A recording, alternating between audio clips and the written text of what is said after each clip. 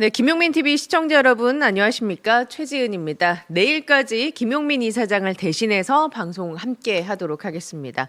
지금 경기도 고양시 창릉동 영하 8도입니다. 오늘 날씨는 중부지방을 중심으로 아침 기온이 영하 10도 안팎으로 낮겠고요. 바람도 약간 강해서 체감 온도는 더욱 낮아서 매우 춥겠습니다. 낮 최고 기온은 영하 1도로 예상됩니다. 출근길에 각별히 대비하시기 바랍니다. 베트남 출장 중에 갑작스럽게 별세한 이해찬 민주평화통일자문회의 수석부의장의 시신이 잠시 후에 대한항공편으로 귀국합니다. 많은 민주당 의원들이 지금 인천공항에 나가 있습니다. 국민의힘은 통일교 공천헌금 의혹 관련 특검, 이른바 쌍특검 수용을 촉구하면서 국회에서 천막농성에 나섭니다. 이상 오늘의 일정 살펴봤고요. 오늘 아침에 주요 단독 기사 바로 살펴보도록 하겠습니다. 정교유착 의혹을 수사 중인 검경합동수사본부가 신천지 내부에서 신도들을 관리해온 자체 애플리케이션의 존재를 확인했습니다. 합수본은 최근 신천지 탈퇴 간부를 조사하는 과정에서 이른바 S라인 앱이 신도 관리에 사용됐다는 진술을 확보한 것으로 알려졌습니다. 이 앱에는 예배 출결은 물론이고 신도들의 이름과 나이, 주소 등의 인적 정보가 저장된 것으로 추정되는데요. 특히 탈퇴한 신도들의 정보까지 삭제가 되지 않고 남아있다라는 증언도 나왔습니다. 수사팀이 이 데이터베이스를 확보해서 국민의힘 당원 명부와 대조할 경우에 정교유착 의혹 규명에 결정적인 단서가 될 것으로 보입니다. 신천지 측은 의혹을 부인하고 나섰습니다. 공동조사를 제안했지만 수사당국이 강제 수사에 나설 가능성도 커지고 있습니다. 다음 소식입니다. 국민의힘 윤리위원회가 친한계 인사인 김종혁 전 최고위원에게 탈당 권고 징계를 내렸습니다. 당론에 어긋나는 발언과 당 지도부 비판이 당헌, 당규를 중대하게 위반했다는 판단입니다. 이번 징계는 당무감사위가 권고했던 당원권 정지보다 한 단계 높은 수위인데요. 윤리위는 김종혁 전 최고위원이 윤석열 전 대통령과 당 지도부, 특정 종교를 공개적으로 비판하고 부정선거론자들을 강하게 표현한 점 등을 문제로 삼았습니다. 또 당 지지율과 관련한 발언을 계획적인 공격으로 규정했습니다. 탈당 권고는 10일 이내 탈당하지 않으면 자동으로 제명이 되는 중징계입니다. 김종혁 전 최고위원은 법적 대응을 예고했고 한동훈 전 대표와 지지자들의 반발도 이어지고 있습니다. 다음 소식입니다. 공천헌금 의혹으로 경찰 수사를 받고 있는 강선우 의원이 2022년 지방선거 이후에도 김경 서울시 의원으로부터 금품이 담긴 쇼핑백을 추가로 받았다가 직접 돌려줬다고 진술한 것으로 알려졌습니다. 강 의원은 최근에 경찰 조사에서 지방선거 이후 김경 시의원이 다시 쇼핑백을 두고 갔지만 당일 바로 만나서 반환했다고 말한 것으로 전해졌는데요. 시점은 2023년 10월 서울 강서구청장 보궐선거를 앞둔 유세기간으로 알려졌습니다.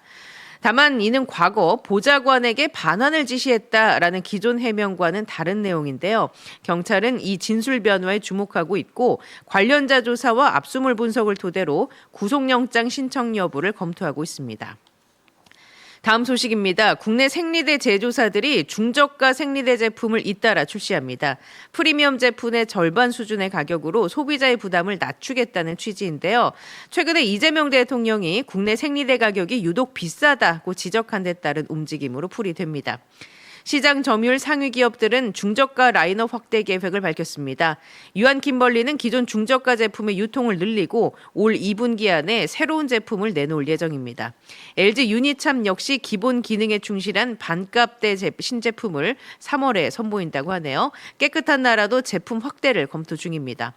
앞서 대통령은 값싸고 기본 품질을 갖춘 생리대의 생산과 저소득층 무상 공급 방안 검토를 지시했습니다. 마지막 소식입니다. 매년 반복되는 불수능 논란. 왜 수능은 늘 어렵게 출제될 수밖에 없는 걸까요? 수능 출제지는 그 핵심 이유로 변별력을 꼽습니다.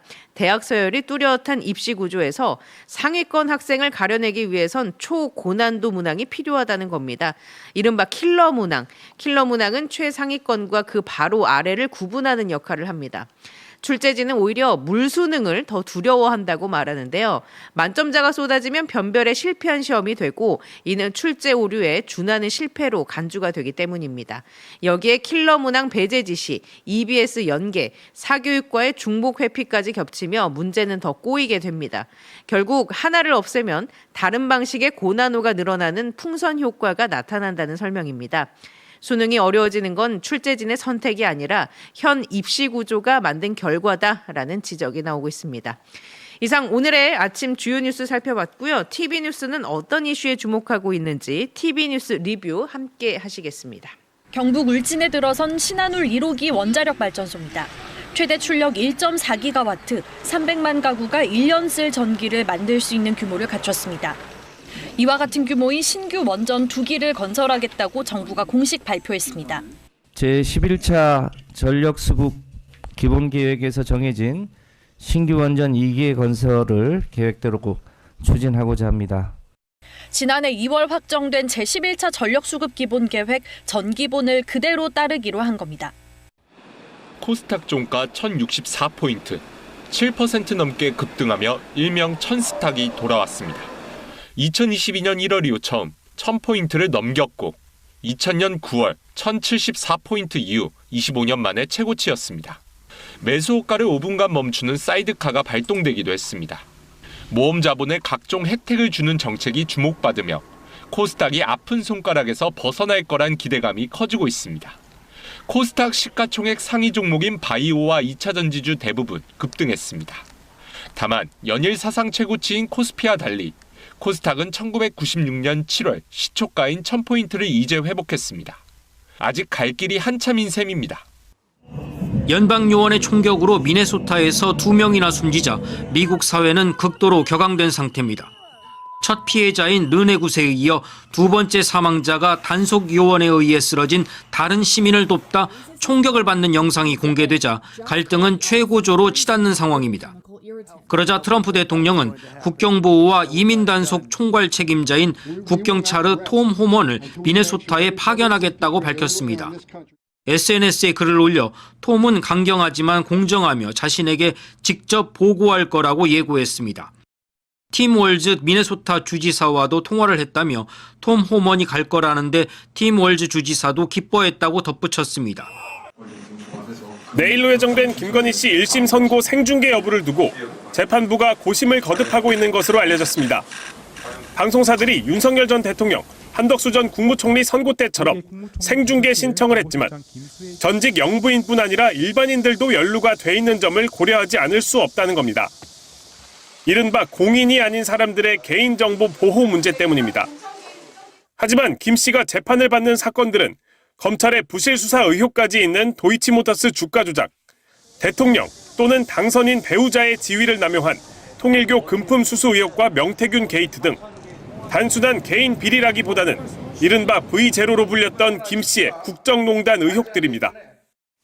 국민 여러분께 저같이 아무것도 아닌 사람이 이렇게 심려를 끼쳐서 진심으로 죄송합니다. 이재명 대통령은 세금 내고 집을 팔기보다 버티거나 증여하는 다주택자들이 많을 것이란 취지의 언론 보도를 인용하며 팔면서 내는 세금보다 들고 버티는 세금이 더 비싸도 그렇게 할 수 있을까요? 라고 SNS에 적었습니다.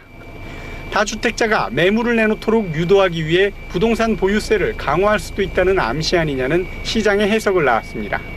이 대통령은 지난 21일 신년 기자회견에선 부동산 가격 억제를 위한 세금 규제 도입에 대해 가급적 안 하는 게 바람직하다며 마지막 수단이라고 했습니다. 그러면서도 집값이 사회적 문제가 된다면 세제 수단을 동원해야 한다고 가능성은 열어뒀습니다. 세금으로 집값 잡는 거는 웬만하면 안 하겠다. 제가 최대한 뒤로 미루려고 하죠.